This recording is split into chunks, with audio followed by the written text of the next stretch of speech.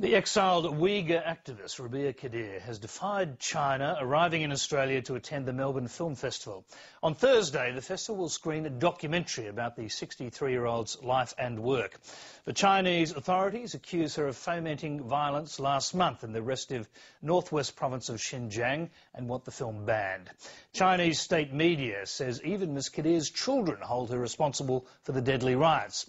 But the Muslim activist says her children are being used as pawns. Karen Barlow reports. This is the woman China holds responsible for the deaths of 197 people last month in northwest Xinjiang province. Chinese authorities say the 63-year-old Uyghur leader Rabia Kadir encouraged deadly unrest from exile in the United States. I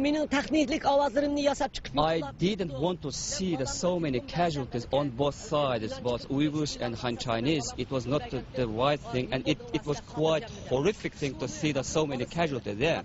The Chinese government lying to the whole world that I was the sole agitator of the unrest. The violence in the province, also known as East Turkestan, started after protests against Uyghur job losses. Many of the dead were ethnic Han Chinese people, and almost 2,000 people were wounded. The way that they called me, categorized me, labeled me as a sole agitator of this unrest is to justify their further crackdown on Uyghurs, to justify their campaign to carry out the ethnic cleansing against my people. Several of Rabia Kadir's children and her brother have purportedly denounced her in China's state media, but she says they're being used as propaganda.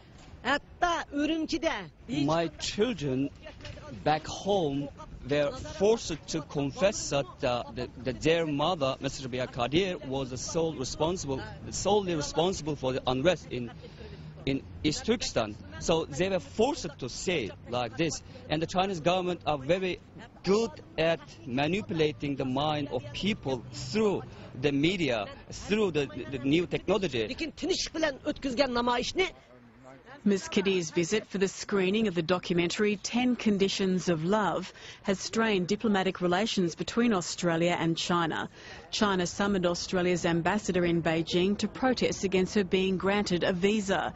Several Chinese films have been withdrawn from the Melbourne Film Festival, and the festival's website has been under sustained cyber attack.